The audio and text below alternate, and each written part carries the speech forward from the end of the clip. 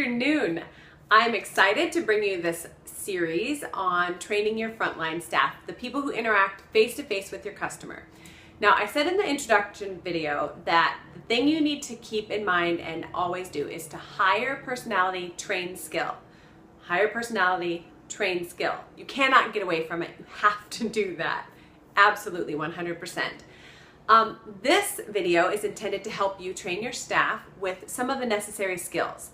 So when you are hiring someone, the first thing that you look for is a natural personability, right? So hopefully the people that are watching this video are that right now. If not, if you're a grumpus upon first interaction, just have them move to a different department. It isn't their skill set. Right? It'll save people a lot of headache. It'll save you a lot of time and money. So think about the last time you saw a person that was a good friend, you hadn't seen them for a long time, and you're really excited to see them. What's your initial reaction, right? You're not just, yo, hey. Well, maybe you are. If that's your initial reaction, you probably shouldn't be one of the staff people that interacts with face-to-face with the customer. So normally what would happen is your eyes get big, you smile, you run and you grab them and you give them a big hug and you say, I'm so happy you're here, or whatever, right? You've got eye contact, you've got a greeting, you have a smile, and that feeling that the person gets that, oh my gosh, I'm so excited, that they're really excited that I'm here. That's what we want to duplicate to our customers. Not quite in that much of an intimate way, but the same principle applies. Because if you've been on the receiving end of that, which I hope that you have, it feels really good. You feel welcomed, you feel wanted, you really are glad that you came. We want that same feeling for every single person that comes through our door, that comes to our hotel, or comes to our bakery, or our restaurant, or whatever. That same type of feeling. I'm not saying to run up and hug people physically. No. But the basic idea is that you want them to feel welcomed. There's specific ways that you can do that. So, taking from the master greeter, 100% of the time, this master greeter would greet me with excitement, with exuberance. It mattered not if I was grouchy, if I was happy, if I was in a hurry, if I was, I don't know, anything. It didn't matter. I received the exact same welcome every single time, 100%. That's pretty much perfection, right? Perfection. Now, in a second, I'll show you a picture of the perfection of greeting customer service, and you'll get it. You'll think, oh yeah. So when we are at the counter and our customers come in, we have a responsibility to be the same each time. We want them to feel the same way every time they come in. And it's a difficult job. I really understand it. Because if you're a person that's at the front counter, you're giving all the time. Giving, giving, giving, giving. It isn't about you. It's one of the most selfless jobs that you can have because it's all about the customer, all about the grouchy person that's coming in your door, or the demanding person, or the kind of annoying person, or the great person. It's all about your customer. They may come in sometimes and they're in a hurry. They've just run over their cat. I don't know. They might have had something horrible happen, or maybe they're just kind of a grouchy person. It doesn't matter because they are coming in to give you some of their hard-earned money, some of their time that they spent. They're trading it for your product or service. That's really a compliment. If they come through your door, that's quite a compliment. So being the customer service person, it's difficult. It is. And kudos, hats off to you for doing a good job because it's a lot of giving and you really shouldn't be receiving a whole lot because that's not your job. You know, your job to receive is when you're at home with your friends, whether you're praying or other places that feed you. Your job is to give, give, give, give, give, give, give all the time, regardless. Grouchy, happy, whatever. So the master greeter is, drum roll, it's Kahlua, my dog. Every single time. You think about it. Dogs are the masters. They got it. They got it going on. It doesn't matter if I'm a grouch. It doesn't matter if I'm happy, if I've got treats or if I don't have treats. She was always, always excited to see me. Every single time. She's like the pinnacle of customer service, greeting.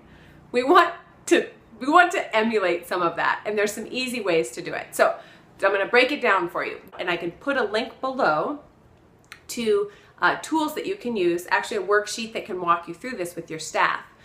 So breaking it down, Kahlua's greeting, all right, there was eye contact all the time. She saw me or she heard me. Eye contact, she barked. Not always something you want your dog to do, but she barked, or she did that woo, excited dog thing that dogs do. And she wagged her tail, wiggly wag, wiggle, wiggle, wiggle, wiggle, wiggle, all the time. She was just excited.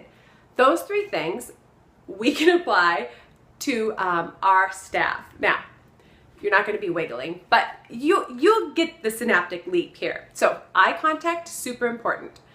The greeting, also extremely important. And then the smile. For a dog, it was the licking or the barking. Yeah, we are not going to want to do that with our customers. Ugh. But the smile is the equivalent of that in a dog. So eye contact, smiling, and a greeting. These things are imperative that they happen. I'm at the front desk and someone comes in and I'm on the phone. Here's my phone, telephone. I can still look at the person and they can obviously see I'm on the phone. If I just look at them, it's not always the best. I can look and it looks annoying. I can look annoying if I just look at someone. Like, I'll try to do it here. Bop, bop, bop, bop. Bop, bop, bop, bop. There, I can try to notice you while I'm on the phone. So you have to follow that with a smile and a nod or something like that, just to acknowledge the person. Makes a big difference. It's just a little bit of the behavior change for you, but it's a big difference on the receiving end. So let me model it again. Womp, womp, womp. Yakety yak, yak, yak, yak, yak. Talk, talk, talk. Difficult customer, yada, yada. You come in and I give you a little nod and a smile, and then I go back to talking, or I do this, just 1 minute. Hopefully you can feel the difference. It makes a big difference on the receiving end of that.